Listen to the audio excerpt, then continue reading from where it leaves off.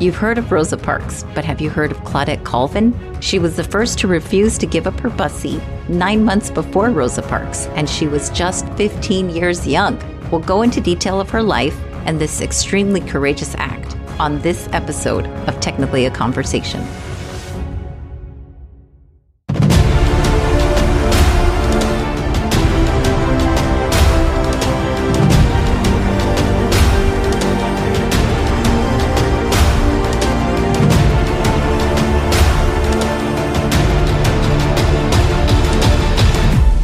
Greetings, super friends. Welcome to another episode of Technically a Conversation. Here, we like to share an interesting topic with each other, which we've recently learned, and hope you find it interesting too. I'm one half of your host, Cisela. Joining me as always is Jose. How are you? I'm doing great. How about yourself? Doing pretty good. How was your week? It was pretty good. How about yours? I relearned how to multiply polynomials. So that was fun. Oh, wow. You heard my woes about that. That was the excitement of the week. To be honest with you, I don't even remember what a polynomial is. So you're already one step ahead of me. Well, yes, I don't want to brag or anything.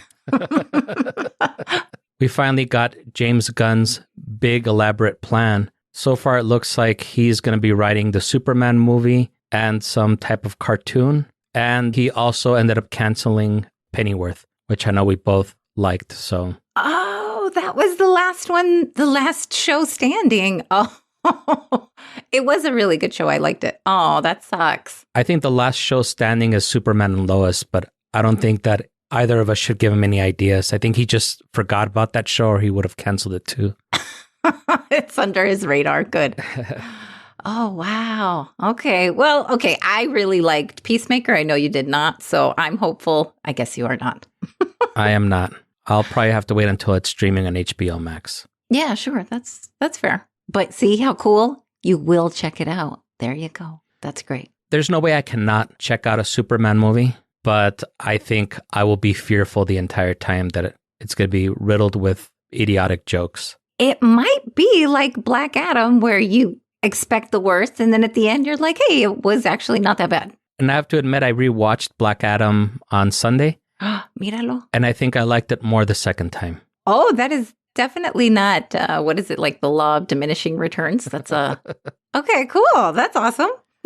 I think I accepted the fact that it wasn't a Black Adam movie. It was a rock movie. And it just so happened that he was playing Black Adam. And I think after I accepted that, I think I enjoyed it more. But you know what? More than that, it didn't have a lot of really goofy jokes. There were a couple that were kind of cringe, but for the most part, it was a pretty serious movie. And the jokes that were there, they were effective. Yeah, they were sparse but effective. I would say that's true. Yeah. Well, you know what time it is? Coffee time? No, it's shout out time. It's shout out time. I'm going to change up the song. I'm just kidding. All right, this is a fun list we got going on here. The Queens, Elena and Erica. The Duke, Stephen B. Mrs. Elba, Antonio Z. Crystal C. ContraZoom Podcast. And last but not least, Tales from the Dark Road podcast. Woohoo! Thank you guys so much for sharing our posts. Thank you. It's not a secret that our history books have left out a ton. I'm sure you could agree with that. Really? I thought that they're pretty thorough. I'm being sarcastic. I know. We're going to do our part and right some wrongs during Black History Month. And you know me, I like to shine a light on people with amazing stories. Let's start out like a game show, shall we? Let's do it. Name that female civil rights activist who refused to give up her seat on a bus in Montgomery, Alabama. Rosa Parks. Ding, ding, ding. Yes, but who was the first woman to refuse to give up her seat on a bus in Montgomery, Alabama? I always thought it was Rosa Parks. I know. I did too for a long time until I found out about this lady. 9 months before Rosa Parks, the first lady to refuse to give up her seat on the bus was Claudette Colvin. And get this, Jose, she was only 15 years young. Wow. Yeah. We're getting into her story, the brave decision she took. The first half, we're going to talk about her, really her life story. And then the second half, we're going to talk about her brave decision that she took and how it went down. Cool? Like your plan? Awesome. So this young woman took a look at racism straight in the eyes, into its ugly eyes. And she took a stand by not standing up. This all comes from her book, Claudette Colvin, Twice Towards Justice. I'm telling y'all, her personality jumps off the pages of her book. It is super cute. It's smart. It's witty, at least her personality. I mean, there's a lot of awful things, of course, that happened. You know what time they were living through. So, of course, that part's not cute. But she was just such a cute young woman. I fell in love with who she was. And we're going to listen to a clip. She has such a great spirit. Around the age of 15, do you remember standing up for anything? Maybe something that was you like a deep conviction? Not at 15. I think at 15, I was still very much a person that kind of went with the flow. I agree. I don't think I stood up for anything at 15. I was just, I don't know, that could be part of our white privilege or, maybe the privilege of being a minority in a city that the minority is the majority. Yeah, but in my defense, I've never really been a crazy rebel rouser either, so. What? When I think of rebel, I think of Jose. That's lies. Don't let my appearance fool you. Okay.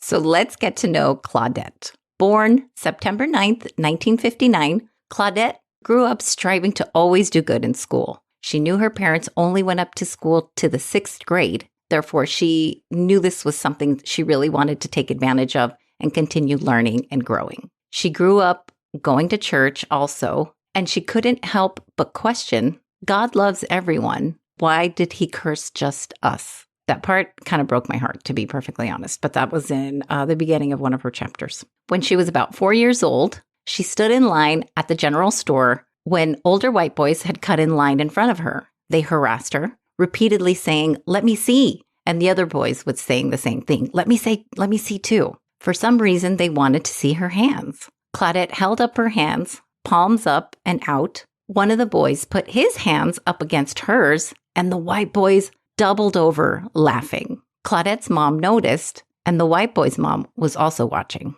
Claudette's mom walked straight over to deliver a hard backslap to Claudette's little face, warning her, "Don't you know you're not supposed to touch them?" And the white boy's mom added, "That's right. This is how she learned she was never supposed to touch a white person." Damn. Yeah, right? Isn't that fucking awful? Yeah, that's super fucked up. That's a hard lesson. Come on, we're minorities too. We got backhand slaps as well, but fuck, that's heartbreaking. Again, it's just, it puts you straight into how she grew up for sure. Yeah, definitely. But she was full of wonder and very intellectually curious, pondered questions like, was Japan like China? And wouldn't Easter be on Monday if he arose 3 days after the Friday crucifixion of Good Friday? Okay, Jose, you went to a Catholic school. Did you ever think about this last one? I think I questioned everything that they taught us in Catholic schools. Yes. I think that's why I'm the way that I am now. There were a lot of things that just didn't make sense. There's things that still don't make sense to this day. For sure. I hate to admit it, though. It wasn't until I read this book a second time around that I caught this. I was like, oh my God, that's true. I didn't think about it. There's a lot of things we just take for gospel, I guess, for like the pun intended. And we never question it. That was one of those things I never questioned either. It's funny that she had to bring it up for me to think about that.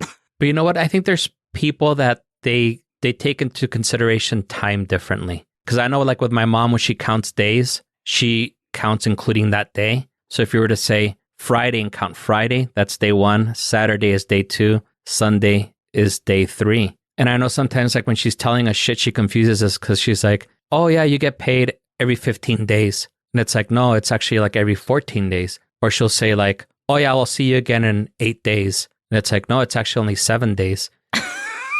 That's so funny. You have to do like that mom math. Yeah, because for her, she counts that like today she counts it as day 1. And I was like, Mom, there's not 8 days in a week, because she'll say something. There's a saying that says like something like every 8 days. And we're like, what's the 8th day? Like we'll tell her the days of the week.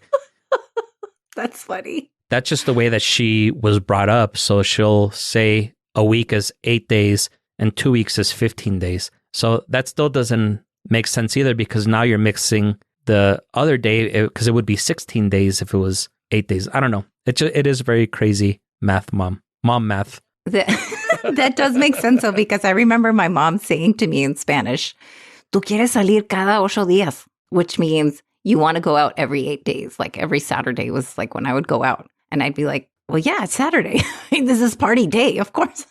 But 8 days, that math didn't add up. Even the Beatles would say 8 days a week. 8 days a week. Yeah, that's a great song too. Yeah. It is. That's funny. Yeah, they were practicing weird mom math also. Yeah, look at that. So other than reading and church, she also did enjoy going to downtown Montgomery to look at the stores. It also made her angry, though, because Blacks weren't even allowed to try anything on. The salesperson would measure Claudette, then retrieve the dress that would fit. When her younger sister and her needed new shoes, her mom would go to the store with a cutout of the outline of their feet on a brown paper bag. Hats were also not even allowed to be tried on, stating their hair was too greasy. All of that is fucking awful. It is so frustrating to read this, and I'm so glad that at least that part is definitely better. But wow, that's heartbreaking to hear, right? That is awful. Yeah. Although I wouldn't mind somebody measuring me and bringing me the exact clothes that would fit me, because I hate going into dressing rooms. That's true. It could be space or time saving for a little bit. Yeah. But that's half the fun. You're like taking pictures. Wait, does this look good? Yeah, I'm a guy. I don't do that. Damn it. Okay. It's kind of fun. It's liberating. You should try it. I want to be in and out as quickly as possible. Oh, yeah. Okay. Okay. Claudette recalls the sales lady playing dumb when she was pointing at the hat she wanted. The sales lady kept bringing the wrong one. The sales lady even asked, "Why don't you want this hat?" Claudette's patience had run out, and she quipped, "Because my ears don't stick out like yours." Oh, yes. I love this girl, I'm telling you. Speaking up and speaking out. Her mom did not think that was cute, and they left the store immediately. This reminded me of the many times probably that your mom probably pulled your ear and like took you in a direction. Not my mom, but my dad would normally take me out of a store in Coscorrones. Oh, oh wow. That's funny. I definitely got steered in directions by the ear. Yeah, no, Coscorrones, like when they hit you on the head with your knuckles. It's like a really sharp, intense hit. And I don't even think my dad would care if the cameras were looking at him or not. I've seen like some parents, like they kind of turn their backs to the camera so that way the camera doesn't catch them hitting their kid. I don't think my dad cared. I think my dad showed off in front of the security cameras. Oh my God, that's awful. Wow. I don't think I had all of that. It was very like, when we get home? And it was true. It was like Chancla City. They would throw all kinds of shoes.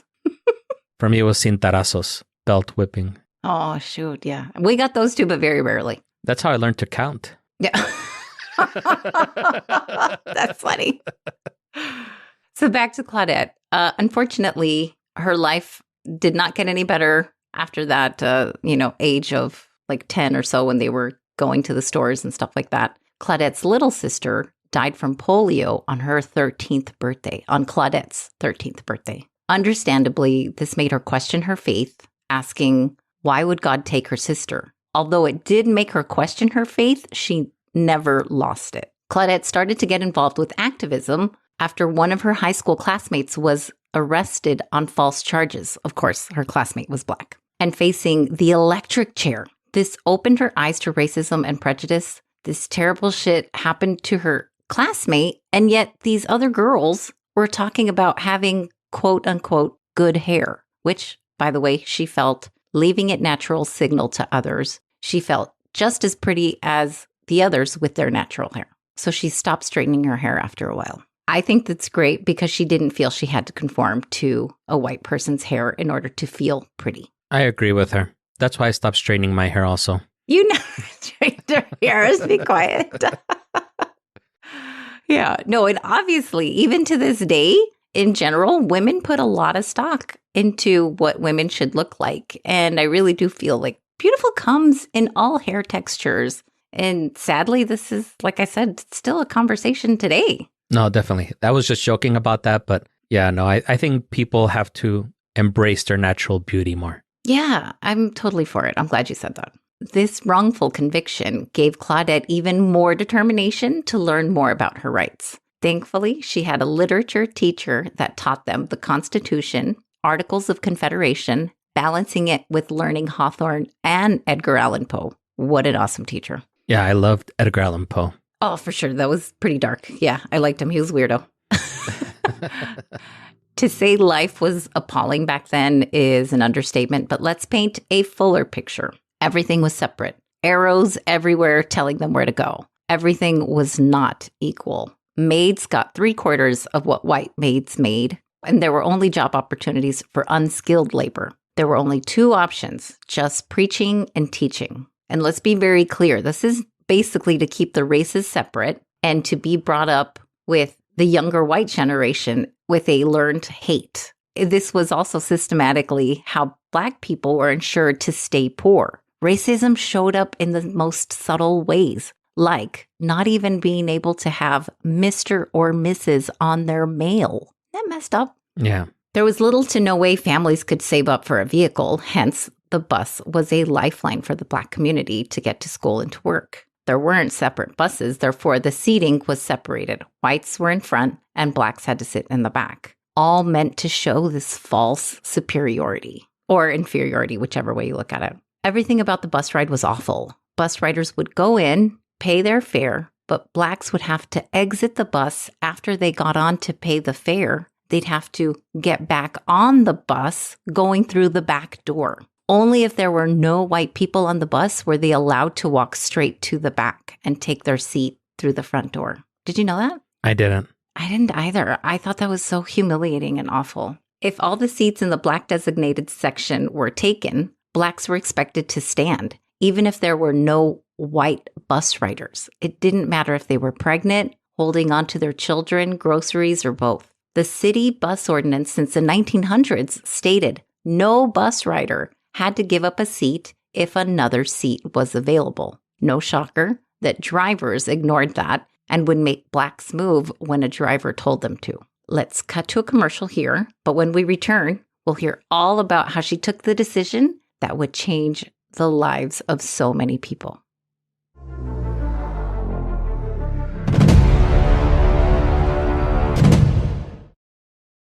Hey listeners, my name is Kayla and I am the creator and host of a new podcast called Dark Tales from the Road.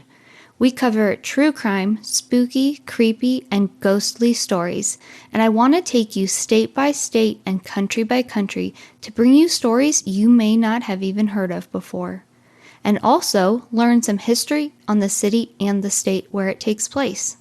So join me on the road as we discover dark tales. New episodes are posted every Wednesday. I have an Instagram, Facebook, and a Patreon, all at Dark Tales from the Road. Thank you so much, and I hope everyone has a great day.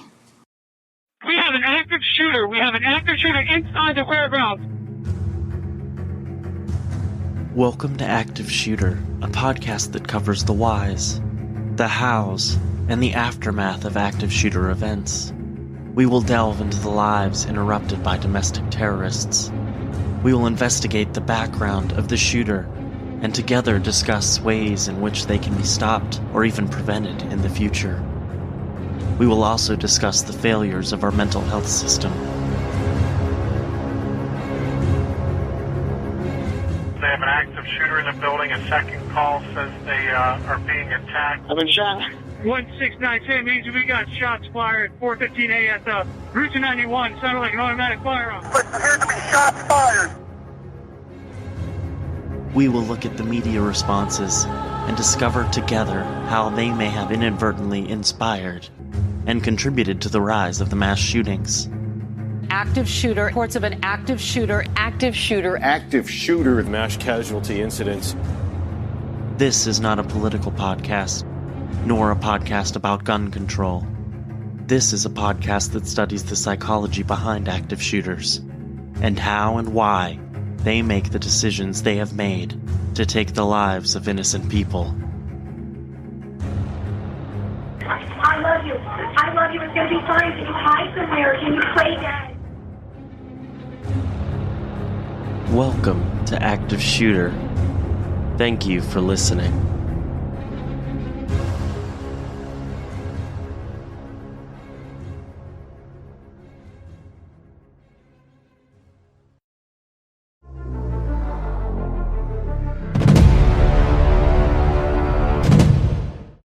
And we're back. How was your break? Pretty good. How was yours? It was pretty lovely. Just hung out and kept stretching. Do you have a sore back or muscle aches or something? I think I slept wrong. I do have like on my left-hand side, but yeah, it's kind of going away. With every dance move I make, it's going away. Anyway. I'll forgive you for not doing the worm this time. Oh my gosh, please. Thank you. So kind. So this brings us to March 2nd, 1955, when it all went down. Students were let out early from school that day due to a faculty meeting. She and a few of her friends got on the bus and they sat together. With each stop, it started to fill up. The first 4 rows were soon taken. A white woman got on the bus, walked straight up to Claudette and her friends. Her friends quickly got up and they moved further back. Claudette did not get up. She was seated in the black area. She wasn't doing anything wrong. She knew the law, and it said she didn't have to give up her seat if an available seat was there. Further, Claudette did say if she was an elderly woman, she would have gotten up. But this was not the case. Plus, remember, it was March 2nd, and Claudette had just spent the whole month of February learning about other African American historical leaders who had all taken stands. The bus driver demanded that she get up. When Claudette saw the white woman wanted the whole row to herself, she decided she simply was not going to take it anymore. When the bus driver once again said, "Give me that seat," a different white bus rider yelled, "You got to get up." And a rider from the back supportively yelled back, "She ain't got to do nothing but stay black and die." Claudette simply stayed quiet and stayed put. The driver was visibly angry by her lack of response. This is why, on a subsequent bus stop, the driver got the attention of police and they got them to remove Claudette from her seat forcibly. One of the 2 police officers asked assumingly, "Aren't you going to get up?" And she just nicely replied, "No, sir." They quickly grabbed her, forced her off the bus. Claudette admitted she was much too smart to fight back, and she just went limp while repeating, "It's my constitutional right to sit here." The police officer handcuffed her, and the other kicked her, and they put her in the back of the car. One jumped in the back seat with her, and he called her the N-word bitch, a whore, commented on her bra size. Just fucking soulless stuff, basically. Sorry about the F-bomb. So things haven't changed that much since the 1960s, especially when it comes to the way that the police treat minorities. Yeah, absolutely. Although she was crying, she did feel proud for standing up for herself, standing up for her community as well. There were some people patting her on the back, and other kids weren't allowed to speak to her again because their parents said that she was a quote-unquote troublemaker. But this was at John Lewis Good Trouble. In a 2015 special event at Boston College, she was the speaker where she reflected on that very moment where she was expected to get up. Everyone was dying to know what was running through her thoughts. Let's take a listen. And I remained seated. And they said, "Well, why did you remain seated?" I remained seated because I told them history had me glued to the seat. So that day I said, you know what it felt like? It felt like I was standing in the midst in the spirit of 2 women. One was Harriet Tubman, pushing me down on one shoulder with her hands, and Sojourner Truth for pushing me down with her hands on the other shoulder. And that's why I was glued to the seat.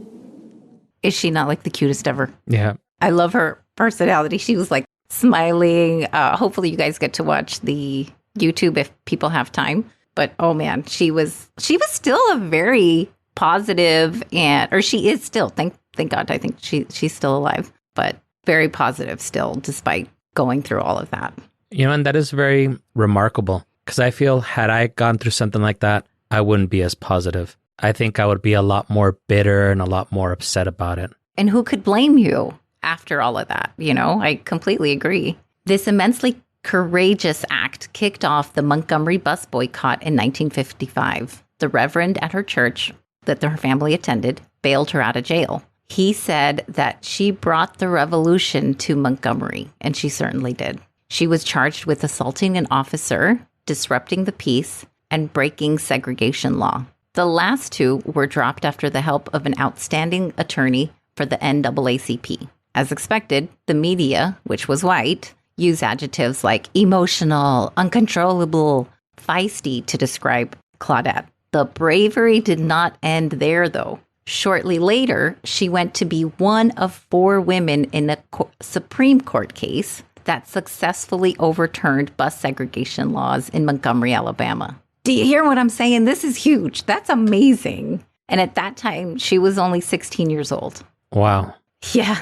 Several other women refused to give up their seat after Claudette. However, they were just fined, which begs the question, why was Rosa Parks the one we know so famously? In a 2009 NPR article, Claudette stated, and this is in quotes, NAACP and other Black organizations felt Parks would be a good icon because she was an adult. She added, she had the right hair, she had the right skin, and as the secretary of the NAACP, Parks was very well respected. Whereas Claudette was viewed as an emotional young lady who right after her arrest became pregnant, which was viewed as an inappropriate symbol. Claudette did meet Rosa Parks later, and Rosa Parks even said, "You're Claudette Colvin?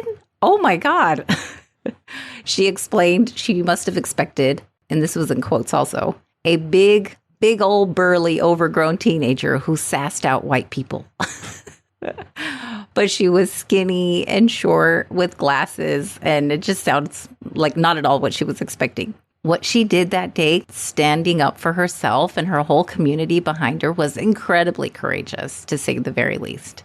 In fact, I think honestly, this is one of the many reasons why even we as minorities feel less threatened today about speaking up about other injustices. This brave young woman's fight was so inspirational, proof to not count out how impactful our younger generation can be too. So what are your thoughts on this story? It is very inspirational for sure.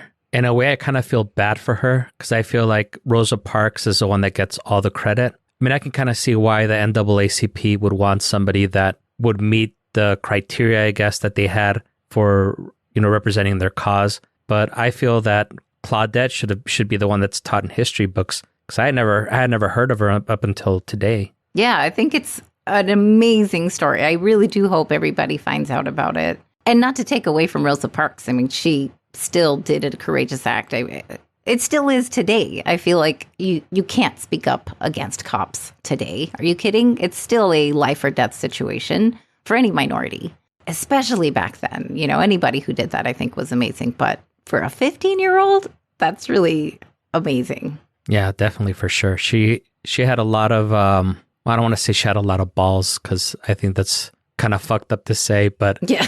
I know what you mean. Yeah. She had a lot of gumption. There you go. Yes, I absolutely agree. Do you remember any times that you were standing up for yourself, maybe fairly young or just the first time you remember standing up for yourself? I don't. I tend not to be somebody that reminisces on stuff a lot. I think that might be one of the reasons that my memory kind of sucks because I'm not the type of person that is very introspective, I guess. So I don't really think about stuff like that. I'm sure I have. I'm sure there were times that I've stood up for other people, but there's not one thing that comes to mind. I was thinking, though, because I know that here in El Paso, I know you were saying that we had white privilege, which I disagree with, but I know here in El Paso, it was very segregated before. I want to say El Paso High was the school that was designated for the white kids, and Austin was where the Mexican kids went. But I'm not sure if the buses were like that, too. It got me thinking, I wonder if they also had something in place like that for Mexicans where they had to stand up or they had to ride in the back of the bus. That I've never heard of, but I do know that there were several schools I think even the one that was renamed recently, that was named after General Lee, I think that one was a school for Mexican kids, and they weren't even taught by teachers. They were taught by other high school kids, which was kind of weird. So it just got me to think about a lot of things here in El Paso, how that segregation worked. Yeah, that's really sad. If we didn't even have teachers, that's sad. I want to say that was that school, but I don't remember. It's been a long time since I read that. I also particularly liked this story because it still talked about how she found beauty, like we had mentioned, in her own natural self. And I think that's awesome. I think people, like you said, should embrace that a little bit more. We have an awesome friend of the show, the Genster. She rocks her afro. It looks awesome every time. Of course, she does, other things to it too, which is really cool. But I so love that she has embraced. I mean, she's always done the natural hair, and I think she looks fucking fantastic. Yeah, I agree. I think it looks great. Yeah, great. All right. So any last thoughts before we wrap this up? No, not really. It's remarkable that, this wasn't that long ago. A lot of the people that, sadly, every year we lose more of them, but a lot of the people that stood up during the civil rights movement, a lot of those are still alive today. It seems like it's something that was so long ago. And I think even when I did the podcast about the Black Panthers, I want to say one of them is still alive.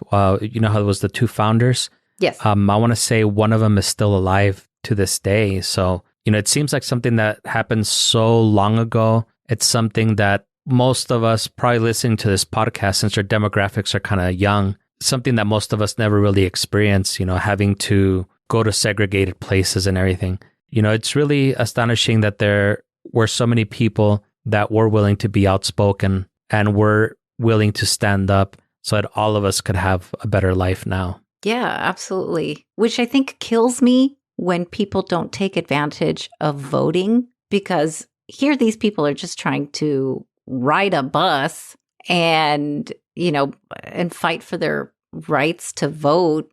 And people died for that. And people just the young kids these days, I think, are the younger generation is definitely showing out more. But I feel like maybe our generation is not as into voting as they should be. I'm like, do you know how much sacrifice had to happen? It's kind of shameful, really. For sure. I know us Gen Xers, I think we're a very cynical generation. So we kind of, I don't want to say we took that for granted, but we kind of saw it as, what's the point? And I'm glad that a lot of the Gen Z and millennials, they are showing up to the polls. They are showing up to vote. That is something very admirable. Yeah, agreed.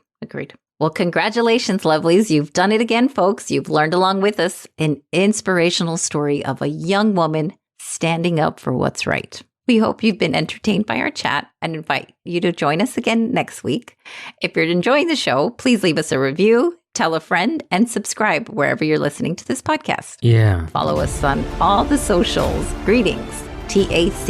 Email us at greetingstac@gmail.com or leave us a voicemail at 915-317-6669 if you have a story to share with us or if you just want to say hello. It's been a while since we've gotten some love on our voicemail, so I think it's about time somebody calls in. Right. Just give us a ring, y'all.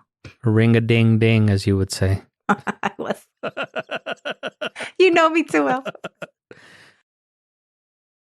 Who was the first woman to give up her seat? It was not Rosa Parks. Did you know that? Well, she didn't give up her seat. Right. But who was the first woman to not give up her seat? Oh, did I say that wrong? Yeah, you had said who was the first person to give up their seat. And I was like, what? I'll say that again. They're going to be like, this shit girl doesn't know shit. Okay.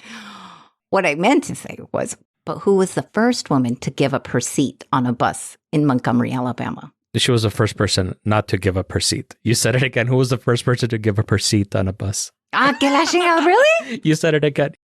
Sorry. Okay. That's fine.